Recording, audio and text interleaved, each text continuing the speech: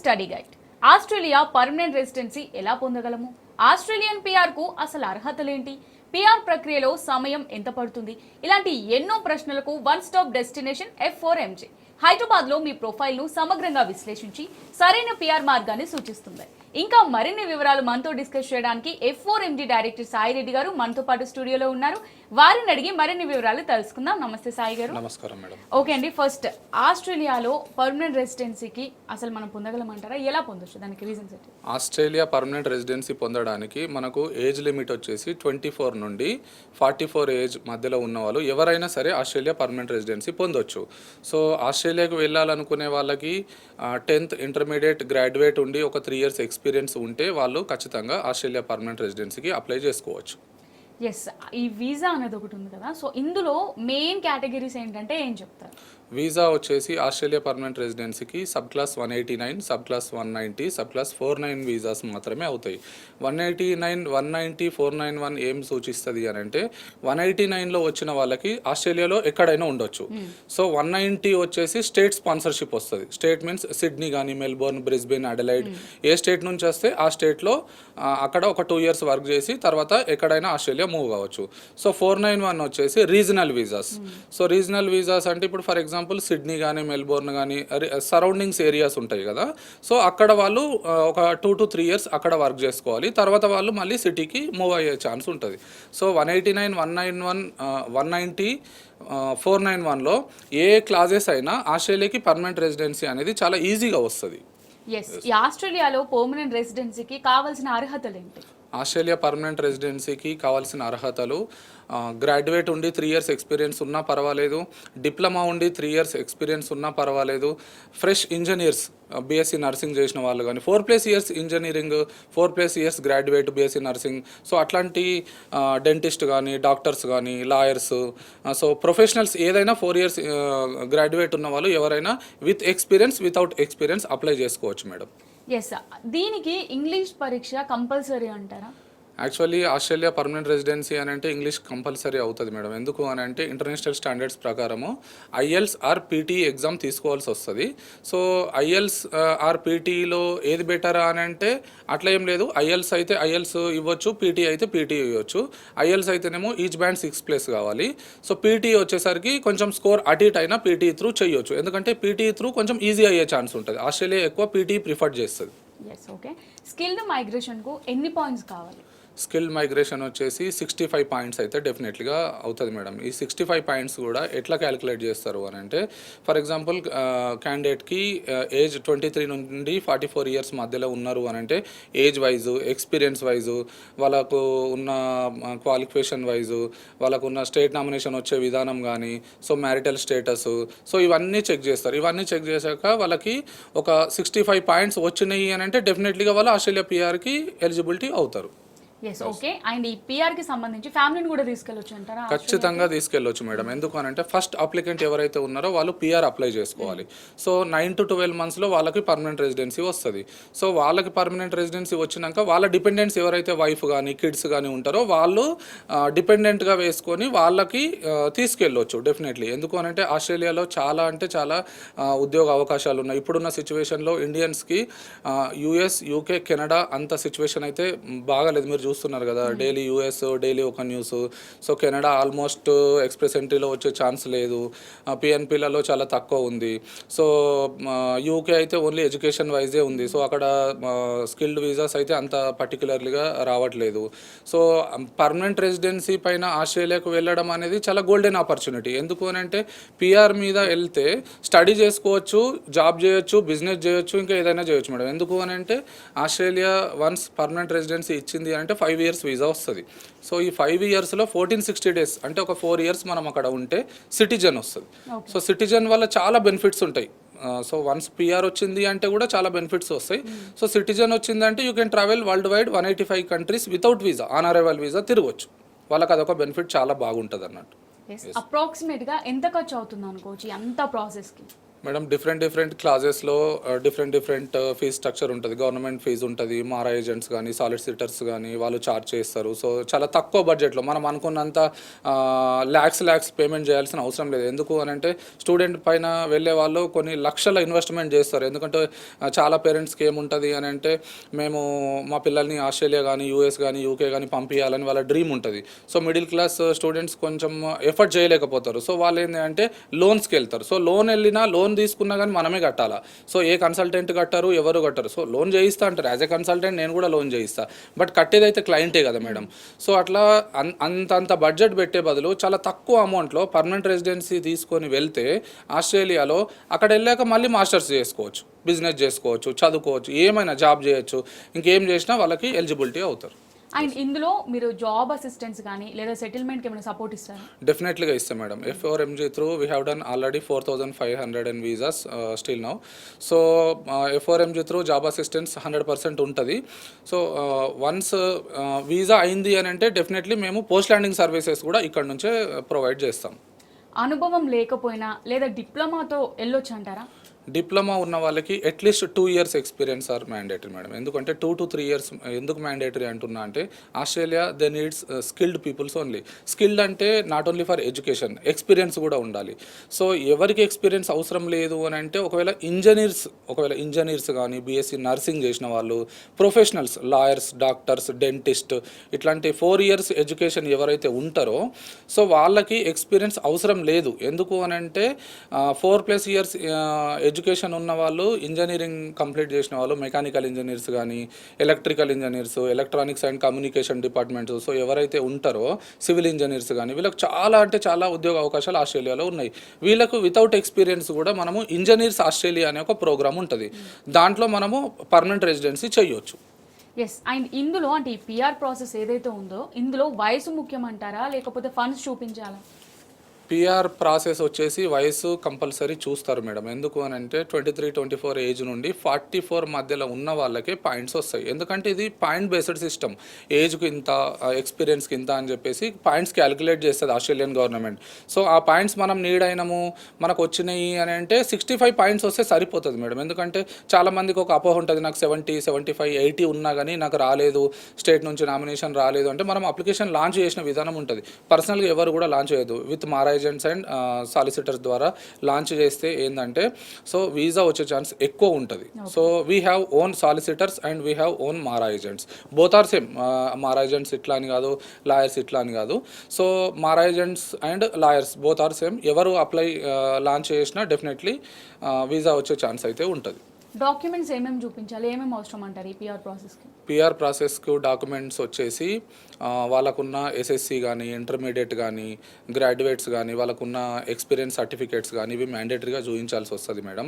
ఎందుకంటే ఎక్కడ కూడా ఎట్లాంటి ఫేక్ ఎవిడెన్స్ పెట్టొద్దు, ఫేక్ డాక్యుమెంట్స్ పెట్టొద్దు. ఎందుకు అని అంటే ఆస్ట్రేలియా చాలా స్ట్రిక్ట్గా పర్మనెంట్ రెసిడెన్సీ చేస్తుంది. సో ఇన్ కేస్ మనం ఏదన్నా ఫేక్ ప్రొవైడ్ చేసినాము అని అంటే వాళ్ళు డెఫినెట్గా రిజెక్షన్ చేసే ఛాన్స్ ఉంటుంది. ఈ వీసాకు సంబంధించి మీరు హామీ ఇస్తారా? వీసా F4MG త్రూ 95% ఎవాల్యుయేట్ చేసి, so we have own experts and own solicitors. వాళ్ళు 95% అండ్ అబోవ్ వీసా పాజిటివ్ వచ్చే ఛాన్స్ ఉన్నది అని అంటేనే we will take the application. Otherwise we don't take any applications. So మీ డాక్యుమెంటేషన్ ప్రాపర్గా ఉన్నది, మీ ఇంగ్లీష్ స్కిల్స్ బాగున్నాయి, మీరు పీసీసీ తేయగలుగుతారు, మెడికల్ తేయగలుగుతారు, ఎవ్రీథింగ్ విల్ బీ ఫైన్ అంటే we will take the application. Definitely skilled కానీ అన్స్కిల్డ్ పీపుల్స్ కూడా మేము పర్మనెంట్ రెసిడెన్సీ 100% అష్యూరెన్స్ ఇస్తాం madam. Due to some reasons కొంతమంది కెరియర్కి గ్యాప్ తీసుకుంటారు. అట్లా కెరియర్కి గ్యాప్ తీసుకున్న వాళ్ళు ఎలిజిబుల్ అంటారా? కెరియర్ గ్యాప్ ఉన్న వాళ్ళు ఖచ్చితంగా ఎలిజిబిలిటీ అవుతారు. సో ఒకవేళ కెరియర్ గ్యాప్ ఉన్నది, ఒక సాఫ్ట్వేర్ ఇంజనీర్ ఉన్నాడు, ఒక ఎలక్ట్రానిక్ ఇంజనీర్ ఉన్నాడు, మెకానికల్ ఇంజనీర్ ఉన్నారు. సో వాళ్ళు కొన్ని రోజుల తర్వాత ఎక్స్పీరియన్స్ అంటే వాళ్ళకి ఎక్స్పీరియన్స్ లేదనుకుందాం ఫర్ ఎగ్జాంపుల్. సో ఎక్స్పీరియన్స్ లేని వాళ్ళు ఎట్లాంటి ఆందోళన చెందాల్సిన అవసరం లేదు. ఎందుకు అని అంటే ఇంజనీర్స్ ఆస్ట్రేలియా అనే ఒక ప్రోగ్రామ్ సపరేట్ ఉంటుంది. సో సబ్ క్లాస్ 189, 190, 491 ఎట్లాగో ఇంజనీర్స్ ఆస్ట్రేలియాలో ఓన్లీ ఇంజనీర్స్ మాత్రమే అప్లికేషన్స్ లాంచ్ చేస్తారు. సో ఇంజనీర్స్ ఆస్ట్రేలియాలో ఇంజనీర్స్కి మాత్రమే నామినేషన్స్ వచ్చే ఛాన్స్ ఉంటుంది.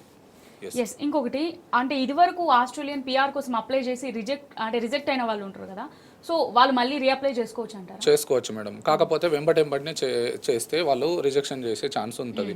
ఒకవేళ మీకు ప్రీవియస్ ఏదైనా రిఫ్యూజ్ అయింది, వీసా రిజెక్షన్ అయింది అని అంటే అట్లీస్ట్ 3 months అయితే వెయిట్ చేయాలి. ఎందుకంటే చాలా మంది ఏం చేస్తారంటే ఇప్పుడు రిజెక్షన్ అయింది, మళ్ళీ ఒక 15 days తర్వాత లాంచ్ చేద్దాం, 20 days తర్వాత లాంచ్ చేద్దాం అని చూస్తారు. సో అట్లా చేయొద్దు. ఎందుకు అని అంటే వీసా ఆఫీసర్కి తెలుస్తుంది, మీరు అంటే ఎంబసీకి తెలిసిపోతుంది. ఎందుకంటే వీళ్ళు పదే అప్లై చేస్తున్నారు అని చెప్పేసి. సో 3 months తర్వాత మనం లాంచ్ చేస్తే ఏంది అని అంటే మన వీసా సక్సెస్ ఛాన్స్ కొంచెం ఎక్కువ ఉంటుంది. సో అట్లా రావచ్చు వీసా. ఇప్పుడు కొంతమంది స్టూడెంట్ వీసా పైన వెళ్తూ ఉంటారు కదా, సో వాళ్ళు పర్మనెంట్ రెసిడెన్సీకి సంబంధించి మారే అవకాశం ఉందంటారా? సో స్టూడెంట్ మీద వెళ్ళడం అనేది కొంచెం బడ్జెట్తో కూడుకున్న మ్యాటర్ మేడం. ఎందుకంటే చాలామంది ఏం చేస్తారంటే స్టూడెంట్ ఈజీ అని చెప్పేసి స్టూడెంట్ మీద వెళ్తారు. సో ఈజీ ఓకే, బట్ మనం ఎంత కాస్ట్ ఎఫర్ట్ చేస్తున్నాం. ఫర్ ఎగ్జాంపుల్ స్టూడెంట్ మీద వెళ్తే ఆన్ యావరేజ్ ఒక 30-35 lakhs మామూలుగా అయితే ప్రతి యూనివర్సిటీ 25 lakhs అండ్ అబౌవ్ అయితే పక్కా అవుతుంది. సో 25 నుండి 30 lakhs ఎఫర్ట్ చేస్తాం యూనివర్సిటీకి. సో లివింగ్ ఎక్స్పెన్సివ్ వచ్చేసి ఆ 2 yearsలో ఖచ్చితంగా మళ్ళీ ఒక 20-25 lakhs అయితే అరౌండ్ ఒక 50 lakhs అవుతుంది. తర్వాత ఆస్ట్రేలియాలో 2+4 అంటే 2 years ఎడ్యుకేషన్, 4 years పిహెచ్డబ్ల్యూ అని ఉంటుంది. సో మళ్ళీ ఆ పిహెచ్డబ్ల్యూ కూడా వీళ్ళకి ఎవ్రీ మంత్ 1 నుండి 1.2 lakhs వరకు ఖర్చు అవుతుంది. సో అట్లా మనము ఈ 6 yearsలో వాళ్ళు 1 CR ఖర్చు అవుతుంది. ఈ 1 CR పెట్టినా కానీ మనకు పర్మనెంట్ రెసిడెన్సీ వచ్చే ఛాన్స్ చాలా తక్కువ.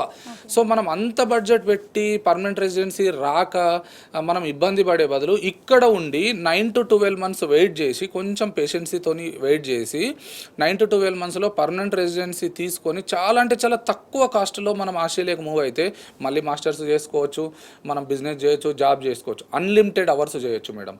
పిఆర్ వల్ల చాలా అంటే చాలా పాసిబిలిటీస్ ఉంటాయి. సో వాళ్ళ స్పౌస్ కానీ కిడ్స్కి కానీ ఎవరినైనా ట్రావెల్ చేయించవచ్చు, డిపెండెంట్గా తీసుకెళ్ళవచ్చు, వాళ్ళకు కూడా పర్మనెంట్ రెసిడెన్సీ వస్తుంది. సో వాళ్ళకి కూడా బెనిఫిట్స్ ఉంటాయి, ఫ్రీ ఎడ్యుకేషన్ ఉంటుంది, హెల్త్ కేర్ ఫ్రీ ఉంటుంది. సో వాళ్ళు కూడా ఉద్యోగం చేసుకునే ఛాన్స్ ఉంటుంది డిపెండెంట్స్. అంటే స్టూడెంట్ వీసా కంటే పిఆర్ చాలా బెటర్ మేడం, చాలా అంటే చాలా బెటర్. అండ్ మీ ఏజెన్సీ ఏదైతే ఉందో అందులో ఈఎంఐ ఆప్షన్ కానీ ఇన్స్టాల్మెంట్ ఆప్షన్స్ కానీ ఇస్తారా? ఎస్ మేడం, మేము ఆస్ట్రేలియా పర్మనెంట్ రెసిడెన్సీకి చాలామంది at a time lakhs pay చేయండి, ఇంత పే చేయండి అని అంటారు. So we don't take any that type of amounts, we take installments wise. సో చాలా తక్కువ బడ్జెట్లో మీకు ఫ్లెక్సిబుల్గా ఒక మధ్యతరగతి కుటుంబానికి సంబంధించిన ఫీజు ఏదైతే ఉంటుందో అట్లాంటి ఫీజు లాగానే ఇన్స్టాల్మెంట్స్లో తీసుకుంటాం. సో చాలామంది ఏంటంటే పిఆర్కి ఎంత ఖర్చు అవుతుందో అని చాలా భయపడుతుంటారు. సో చాలా అంటే చాలా తక్కువలో మీకు ఆస్ట్రేలియా పిఆర్ అనేది వస్తుంది. సో ఇతర ఏజెన్సీల కంటే మీ ఏజెన్సీ ఎందుకు ప్రత్యేకం అంటారు? మీ దాన్ని చూస్ చేసుకోవడానికి రీజన్స్ అంటే ఏం చెప్తారు? సో అంటే ఇతర ఏజెన్సీల కన్నా మా ఏజెన్సీ బెటర్ అని నేను 100% చెప్తాను మేడం. ఎందుకు అని అంటే lot of peoples now they are taking bulk amounts, అంటే ల్యాక్స్ తీసుకొని sorry sir we're tried lot but your visa has been refuse అది ఇది అనే ఛాన్స్ ఉంటుంది. బట్ మేమేం చేస్తాము అని అంటే real MARA agents and MARA agents own solicitors experts ఉంటారు ఆస్ట్రేలియాలో. So this is F4MG is completely Australian based company. సో ఇక్కడ ఏంది అని అంటే వన్స్ క్యాండిడేట్ వచ్చిండు అని అంటే అతని ప్రొఫైల్ని ఎవాల్యుయేషన్ చేయిస్తాం ఫ్రమ్ ఆస్ట్రేలియా. సో అక్కడ సాలిసిటర్స్ ఎక్స్పర్ట్స్ ఏం చేస్తారు అంటే ఎవాల్యుయేషన్లో 95% ఈయనకి పాజిటివ్ అవుట్కమ్ వచ్చే ఛాన్స్ ఉన్నది అని అంటే we will take application, otherwise we don't take any applications, we don't take any amounts. Okay Sai Reddy గారు, ఆస్ట్రేలియాకి పిఆర్ కాకుండా ఇంకా ఏమైనా ఆప్షన్స్ ఉన్నాయా? అలాగే వీసా వచ్చిన తర్వాత పేమెంట్కి సంబంధించి అసలు ఎలా ఉంటుంది ఆ ప్రాసెస్? మేడం ఆస్ట్రేలియాకి మ్యాక్సిమం ఇప్పుడున్న సిచ్యువేషన్లో అయితే పర్మనెంట్ రెసిడెన్సీ అనేది చాలా ఈజీ వే. సో చాలామంది ఏమనుకుంటారు అని అంటే సో పిఆర్ వస్తుందా రాదా, అసలు నేను ఎలిజిబుల్గా కాదా అని చూస్తారు. సో ఆస్ట్రేలియాకి పిఆర్ వస్తుందా రాదా అనేది మనం చెప్పొచ్చు. ఎందుకు అని అంటే మనకు ఏజ్ వైజ్ కానీ ఎక్స్పీరియన్స్ వైజ్ కానీ మనకున్న క్వాలిఫికేషన్స్ కానీ ఇవి ఒకసారి చెక్ చేయాలి. చెక్ చేస్తే మనకు 65 points వచ్చినాయి అని అంటే డెఫినెట్లీగా మనము ఆస్ట్రేలియాకి ఎలిజిబుల్ అవుతాం. సో ఎలిజిబుల్ అయ్యాక మనము IELTS PT ఎగ్జామ్స్ తీసుకోవాల్సి వస్తుంది. స్కిల్ అసెస్మెంట్ అయ్యాక మనము IELTS PT సబ్మిషన్ చేయాల్సి వస్తుంది. సో స్కిల్ అసెస్మెంట్ అయ్యాక IELTS PT ఎగ్జామ్ సబ్మిషన్ చేసినాక మనకు స్టేట్ నుంచి స్పాన్సర్షిప్స్ వస్తాయి. సో వన్స్ స్టేట్ స్పాన్సర్షిప్ వచ్చినది అని అంటే డెఫినెట్లీగా మనము వీసా అప్లై చేయొచ్చు. సో సబ్ క్లాస్ 189, 190, 491లో మాత్రమే కాకుండా ఆస్ట్రేలియాకు ఇంకా చాలా రకాల వీసాస్ ఉంటాయి. కాకపోతే పర్మనెంట్ రెసిడెన్సీకి ఈ 3 క్లాజెస్లలో అయితే చాలా ఈజీగా వస్తుంది. సో రీసెంట్లీగా మా F4MG త్రూ NLJ అంటే న్యూ ల్యాండ్ జాబ్స్ అనే ఒక ప్రోగ్రామ్ వచ్చింది. సో ఈ ప్రోగ్రాంలో మనము ఆఫ్టర్ వీసా పేమెంట్స్ కూడా ఉంటాయి. సో ఎవరైతే ప్రొఫెషనల్స్, ఫర్ ఎగ్జాంపుల్ ప్రొఫెషనల్స్ అని మాత్రమే ఎందుకు అంటున్నా అంటే ఒక 2 ఇయర్స్ ఎక్స్పీరియన్స్ ఉండి 3 ఇయర్స్ ఎక్స్పీరియన్స్ ఉండి any kind of fields, any kind of, not only for IT, not only for professionals, అంటే any profile, skilled or unskilled ఎవరైనా సరే. సో ఒక 2 or 3 ఇయర్స్ ఎక్స్పీరియన్స్ ఉంది అని అంటే డెఫినెట్లీగా వాళ్ళు NLJ ద్వారా ఆస్ట్రేలియాకు అప్లై చేయొచ్చు. So what is NLJ? So NLJ means new land jobs. So sub class ఈ 189, 191, 190, 491 కాకుండా ఇంకా డిఫరెంట్ క్లాజెస్లలో కూడా ఆస్ట్రేలియాకి మైగ్రేట్ అవ్వచ్చు. So within 6 to 8 months, maximum 6 monthsలో NLJ ద్వారా మీరు ఆస్ట్రేలియాకి ల్యాండ్ అయ్యే ఛాన్స్ ఉంటుంది. సో ఈ NLJ ద్వారా ఏంది అని అంటే మీకు ఫర్ ఎగ్జాంపుల్ చాలామంది మార్కెట్లో lot of peoples they are selling work permits, but ఆస్ట్రేలియాలో వర్క్ పర్మిట్ అనేది ఉండదు మేడం. ఎందుకంటే చాలామంది ఏంది అని అంటే మా దగ్గర వర్క్ పర్మిట్స్ ఉన్నాయి, ఐఎమ్ ఛార్జింగ్ యూ, నేను మీకు ఇన్ని ల్యాక్స్ కింద ఇస్తా అని అంటే దట్ ఈస్ 100% ఫేక్. ఎందుకు అని అంటే lot of peoples they are selling work permits. అక్కడ వర్క్ పర్మిట్స్ అనేటివి ఉండయి. ఎందుకు అని అంటే there is only for sponsorship. So employers work permit అనేది డబ్బులకు అంత ఈజీగా ఇస్తే ఎంతోమంది ఇండియన్స్ ఆస్ట్రేలియాకి వెళ్ళిపోతారు. సో అట్లా ఉండదు. ఎందుకు అని అంటే lot of consultancies they have fancy offices, fancy peoples, they are selling very posh. So ఎందుకు అంత పాష్గా పొలైట్గా చెప్తారు అంటే మా దగ్గర వర్క్ పర్మిట్స్ ఉన్నాయి, we're selling, we have done already lot of peoples. This is 100% fake. ఎందుకు అని అంటే ఆస్ట్రేలియాలో వర్క్ పర్మిట్స్ అనేటివి లేవు. ఎవరు కూడా నమ్మొద్దు. ఎందుకు అని అంటే అక్కడ ఎంప్లాయర్స్ డబ్బులు ఇస్తే ఉద్యోగాలు ఇవ్వరు, ఫస్ట్ థింగ్. సెకండ్ ఏంది అని అంటే NLJ ద్వారా మీరు ఇంటర్వ్యూ టేకప్ చేసి, ఇప్పుడు ఫర్ ఎగ్జాంపుల్ ఒక ఎంప్లాయర్ ఉంటారు, ఫర్ ఎగ్జాంపుల్ అక్కడ ఒక 2 types ఎంప్లాయర్స్ ఉంటారు. ఒక టైప్ ఎంప్లాయర్స్ ఏంది అని అంటే NLJ ద్వారా వీసా స్పాన్సర్షిప్ వాళ్ళే ఇస్తారు, ఇచ్చి వీసా కూడా వాళ్ళే ఫైల్ చేసి ఇస్తారు. సో ఇంకో టైప్ ఎంప్లాయర్స్ ఏంది అని అంటే I'm offering you sponsorship, means job ఇస్తాము, స్పాన్సర్షిప్ ఇస్తాము, మీరు వీసా చేసుకొని రండి అని చెప్తారు. సో చాలామంది ఒక 60% ఎంప్లాయర్స్ ఏంది అని అంటే వాళ్ళే స్పాన్సర్షిప్ ఇస్తారు, వాళ్ళే వీసా కూడా ఫైలింగ్ చేసి ఇస్తారు. కొంతమంది ఎంప్లాయర్స్ ఏంటంటే ఆ హెడేక్ తీసుకోరు, మేము స్పాన్సర్ మాత్రమే ఇస్తాము, మీరు వీసా ఫైల్ చేసుకొని రండి అని చెప్తారు. సో అప్పుడు ఎవరైతే స్పాన్సర్ ఇచ్చి వీసా ఇచ్చిన వాళ్ళకి NLJ ద్వారా కంప్లీట్ ప్రాసెస్ అయిపోతుంది. సో NLJ ద్వారా ఓన్లీ స్పాన్సర్షిప్ వచ్చింది అని అంటే F4MG త్రూ మేము మీకు వీసా అష్యూరెన్స్ చేస్తాము. సో వీసా వాళ్ళ స్పాన్సర్షిప్ వచ్చింది అని అంటే మనకు డెఫినెట్లీగా వీసా వచ్చే ఛాన్స్ ఉంటుంది. సో ఎక్కడ కూడా వర్క్ పర్మిట్స్ అని మేము అక్కడ ఇప్పిస్తాము, ఇక్కడ ఇప్పిస్తాము, they are taking lot of amounts.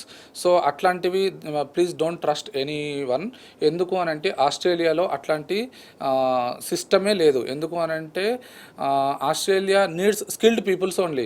So డబ్బులు ఇచ్చి ఉద్యోగాలు అనేది అది 100% రాంగ్ మేడం. ఎందుకంటే lot of peoples selling, but it is highly impossible. So ఎందుకు పర్మనెంట్ రెసిడెంట్ చూస్ చేసుకోవాలని అంటే చాలామంది అబ్రాడ్ డ్రీమ్ ఉంటుంది. ఫర్ ఎగ్జాంపుల్ ఏ కంట్రీకి వెళ్ళాలా ఏంది అనేది ఉంటుంది. సో ఇప్పుడున్న సిచ్యువేషన్లో యూఎస్కి ఓన్లీ ఫర్ స్టూడెంట్ మాత్రమే వెళ్ళాలి. ఎందుకనంటే దెర్ ఈజ్ H1B చాలా సిచ్యువేషన్ అయితే బ్యాడ్ ఉంది. సో ఈవెన్ స్టూడెంట్ ఆల్సో చాలా టఫ్ ఉంది. సో యూకేకి ఓన్లీ ఫర్ స్టూడెంట్సే. యూకేకి కూడా చాలామంది మేము ఆ జాబ్స్ ఇప్పిస్తాము, అవి ఇప్పిస్తాము అని చెప్పేసి అట్లా చెప్తారు, కానీ దెర్ ఈజ్ నో జాబ్స్. ఎందుకంటే స్టూడెంట్ మీద వెళ్ళి వెతుక్కోవచ్చు, జాబ్ చేసుకోవచ్చు, అది పాసిబిలిటీ అవుతుంది. సో ఇక్కడ నుండి ఉద్యోగం అనేది ఇబ్బంది. సో కెనడాకి కూడా almost recently the government has announced we're closing for immigration. So అక్కడ కూడా ఎక్స్ప్రెస్ ఎంట్రీలో వచ్చే ఛాన్స్ లేదు. ఎందుకని అంటే చాలామంది ఆల్రెడీ పూల్లో ఉన్నారు, కాకపోతే వాళ్ళకే రావట్లేదు. సో కెనడాకి ఆస్ట్రేలియాకి ఒక బెటర్ ఆప్షన్ ఉంటుంది. ఎందుకు అని అంటే కెనడాకి ఫర్ ఎగ్జాంపుల్ ఎక్స్ప్రెస్ ఎంట్రీలో ఉంటారు, వాళ్ళకి పిక్ అయ్యే ఛాన్స్ చాలా తక్కువ. సో ఎందుకు అని అంటే ఎవ్రీ మంత్ కొంతమంది పూల్లోకి వస్తారు. సో ఎవరైతే హైలీ క్వాలిఫైడ్ క్వాలిఫైడ్ ఉంటారో వాళ్ళకి మాత్రమే వస్తూ ఉంటుంది, తక్కువ స్కోర్ ఉన్న వాళ్ళు అట్లనే ఉంటారు. సో చాలా టైం పడుతుంది రావడానికి. సో ఆస్ట్రేలియాకి అట్లా కాదు, ఎందుకు అని అంటే ఫస్ట్ కమ్ ఫస్ట్.